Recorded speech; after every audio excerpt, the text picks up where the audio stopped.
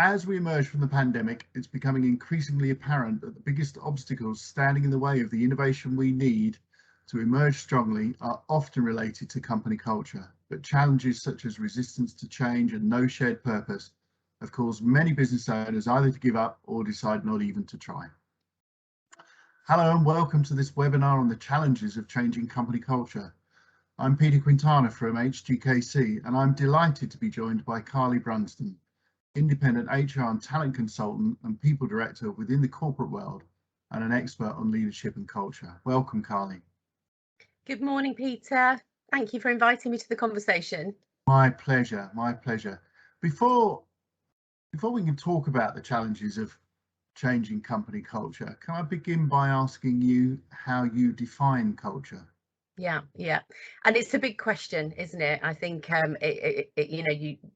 it can be very hard to define that. For me, it's the combination, the sum of the attitudes, the values, the behaviours and the processes within an organisation, the DNA of a company, the how do we do things, how do we behave, what's important to us, and how do we demonstrate that to our employees, our shareholders, our stakeholders, our clients, etc., etc.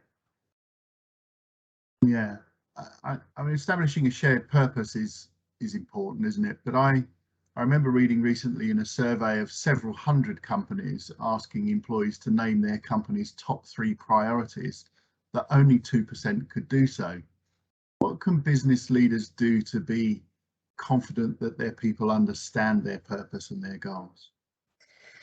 It's a disappointing stat, isn't it? And so often within organisations, the leadership team are crystal clear on what the objectives are and crystal clear that they believe everybody else is. So the intent is good. And then you chat to somebody on the shop floor, and whilst they may be doing an excellent job and performing brilliantly, actually, when you ask what the company goals are, it's just not so clear, and there's this Bermuda Triangle in the middle of what happens. Well, I thought that was clear. Well, I'm not hearing it. And I think you can't over communicate within organizations, in my view, but actually the key as well is not to just keep bleating on about the same thing, but to adapt your message, to acknowledge the fact that you've got different sets of ears and different sets of eyes within your organisation. So one style of communication, a company presentation, a jazzed up event will really have impact for one individual. Actually, an email with some data contained within it, or a one-to-one conversation, will have exactly the same impact with another person. So actually it's about that leadership team embracing the fact that everybody is different, and not only does the communication need to be regular and consistent, but the style of the language and the information that's shared in order to communicate the goals has to be dynamic as well. Yes, I mean, it's about the means of communication, but also the language used, isn't it? Because you've got different behavioural styles, and they link directly back to how we hear words.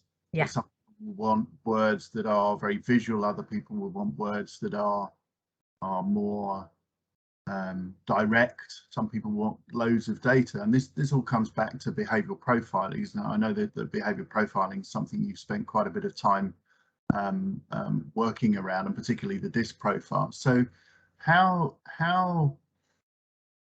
can we create an environment where communication is two-way and that ideas are shared and listened to based on your learning and understanding from DISC preferencing? Yeah, and again, there's no silver bullet on any of these, but I think creating that two-way environment is important. When employees have input to something, or when any of us have input to something, it's likely to be embedded more, and we're likely to take action more. Of course we are, that's a human instinct. I think creating that environment starts with having the right people in the right jobs, actually. So are our people in the right seats? Are people doing work that matches their skills and matches their interests? I can tell from the tender age of 12 with my children that the homework that they want to do and the homework that excites them is what they're good at and what interests them. The other subject is a bit of a drag. So if you bring that mentality into the workplace, you're not going to be enjoying your work. It's going to be harder, and you're probably not going to be doing it as well. So it doesn't mean that somebody is incapable, but if they're not in the right team, in the right seat, with the right skills, then you're not getting the best from your asset of your people. So I think having people doing the jobs that match their skills and motivate them is the first thing. I think having a system of two-way communication. So again, if a message just comes from the top, or however we want to say it, it's only ever going to be partially listened to. But actually, if you have a method of cascade within an organization, or a method of sharing information which is perhaps more peer-to-peer, then that can be more impactful, rather than the CEO says this, so this is important. Well, actually, my colleague who works at the same level is communicating that to me, therefore perhaps that is more meaningful to me. I think as well, when we are trying to create feedback and create that creativity, the absence of any unnecessary bureaucracy and processes is absolutely key as well. Because we've all been in situations we go, I really want that to happen, but oh my goodness, when I look at what's involved, it's not worth it, or there's something else that's more important that I need to prioritize now. So make it easy to share feedback, make it really simple, make it non-judgmental, and accept that everybody will have different ideas, different contributions to make to your organization. And I've worked with a lot of young people recently, and I think having that open mind to say, look, we don't know everything at all. We might be as old as the hills, but actually tell me your ideas on this. What do you think about that situation? Having that open mind to welcome ideas genuinely, and demonstrating that in your behavior as leaders within an organization is golden. And the information you get is brilliant. Yeah, absolutely. I mean, where do you stand on the use of anonymous feedback platforms rather than attributed feedbacks? We work with engagement multipliers, I think you're aware of, which is an employee engagement survey platform, but that provides a way for employees to provide some anonymous feedback, but also the leadership then to engage in anonymous dialogue with those individuals to find out more. Do you think in certain cultures, or do you think in any culture, that people are more likely to open up if they know this is anonymous than otherwise? And do you think that that has a place in what we're talking about here?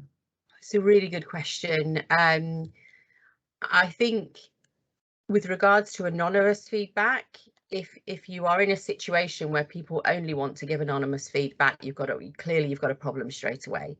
So that doesn't mean that providing an opportunity to anonymize feedback is not good, because we will have 100 different reasons as to why we don't want to be known as the one that suggested that, and that that could be sensitive personal reasons and anything at all.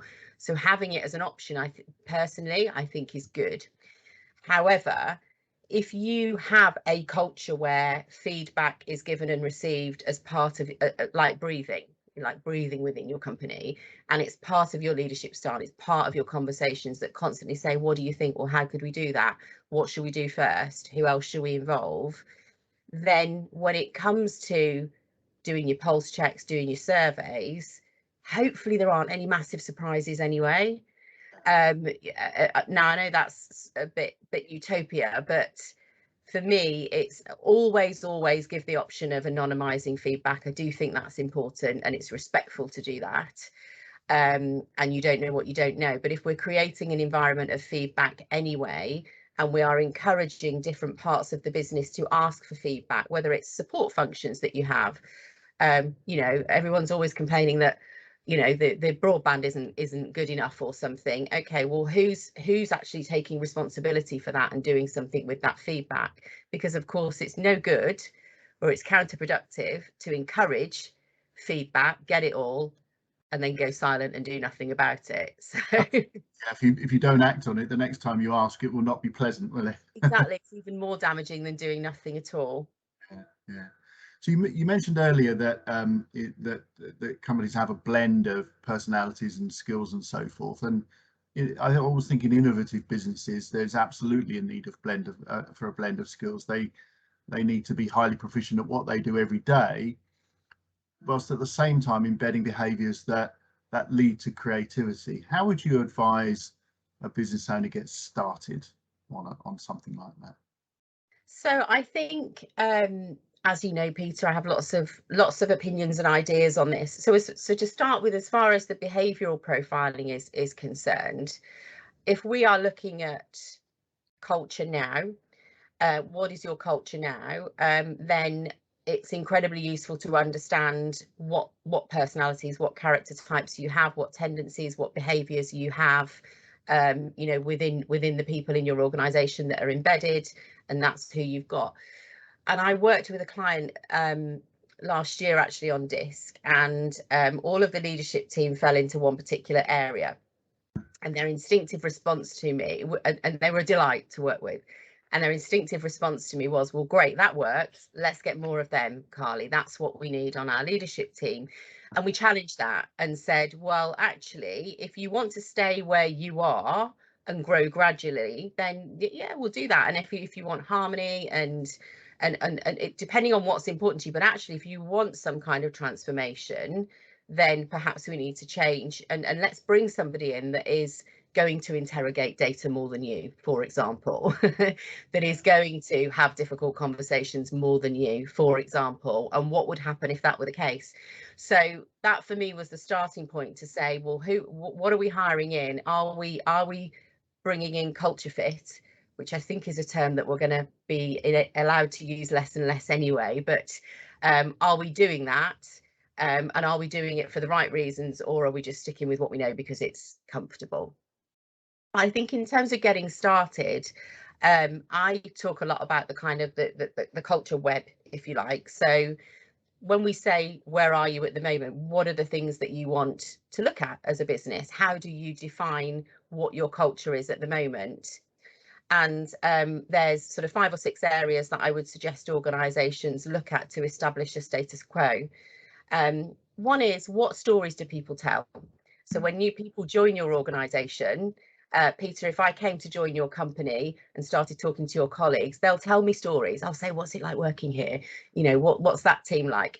And I'll get a theme of stories. I'll start to understand who the heroes are, who the villains, who the mavericks are within an organisation. So what stories are being told?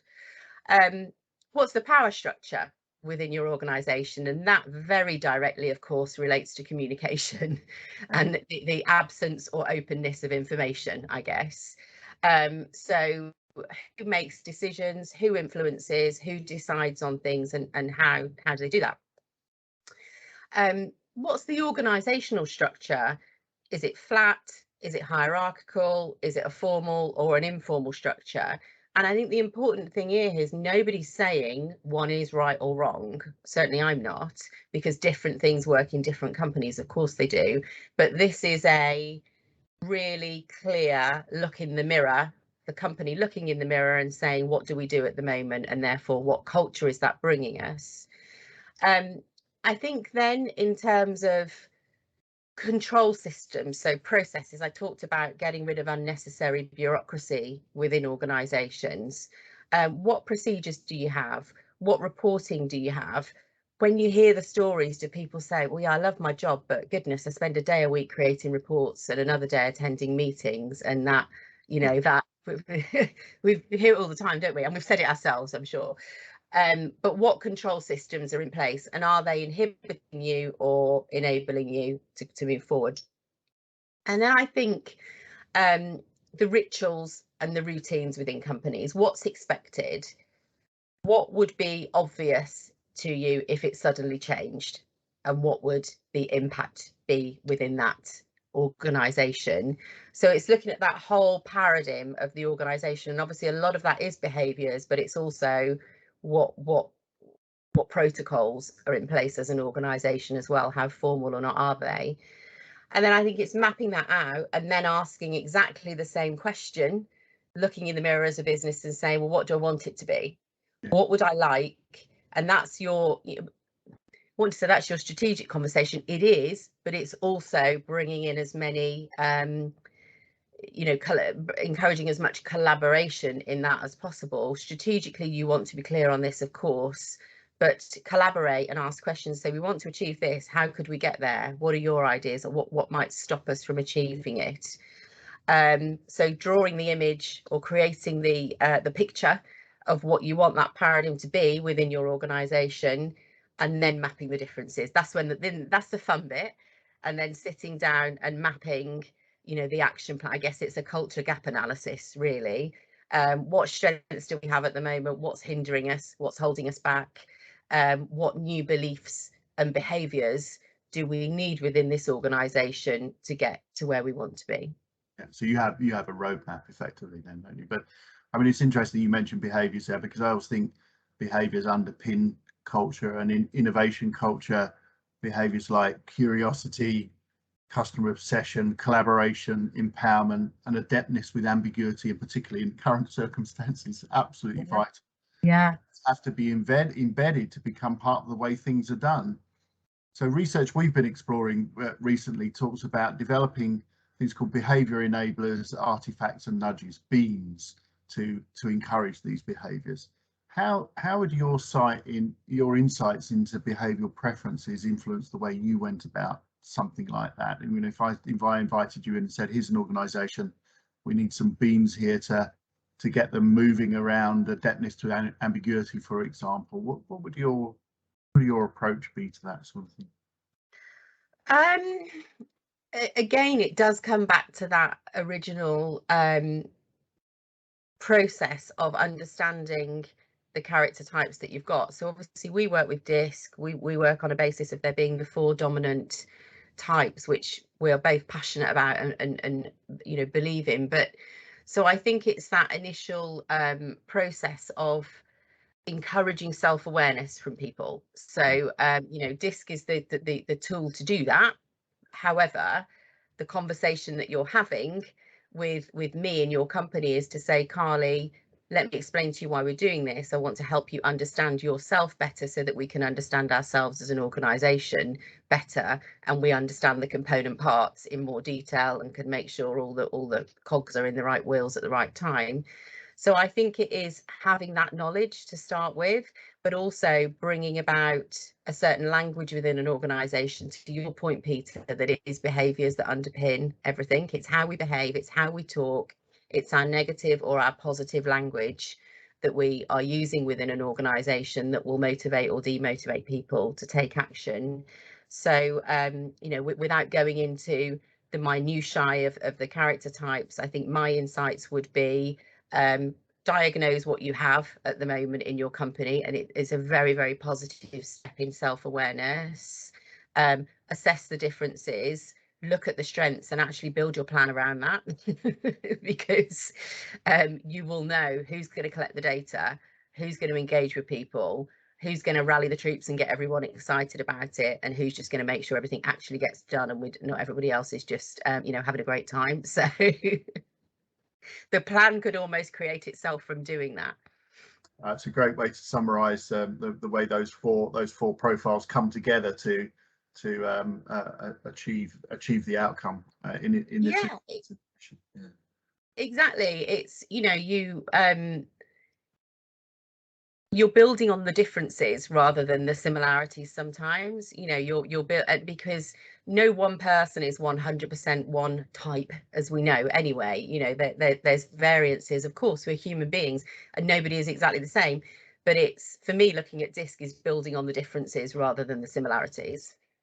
I think that's a really interesting point. So I think so often as a business leader or a business owner will look at, you know, what do we like, how can we build on that, as opposed to what do we not like and what do we need that's different from us. And I think you mentioned that earlier in the conversation as well. Bringing in the maverick who is different quite deliberately can often, you know, result in things that you'd never imagined, because that's just not the way you think, is it? Yeah, absolutely. And it's, you know, it's hard because we can talk about looking at people different. Naturally, we're going to gravitate to people that are similar to us and that are relatable to us. And part of leadership, because we think that's what we trust, but part of leadership development is challenging that and saying we don't know what we don't know if we're only sticking with our own type. Yeah, absolutely. Well, that's really fascinating, Carly. It's been great to speak to you today and have this conversation about culture, and I'm sure we could probably carry on for an hour and a half. Because easily. This is such a deep subject, isn't it? But that's really interesting. Thank you so much for this conversation today. My pleasure. Thank you, Peter. Bye bye now. Bye bye.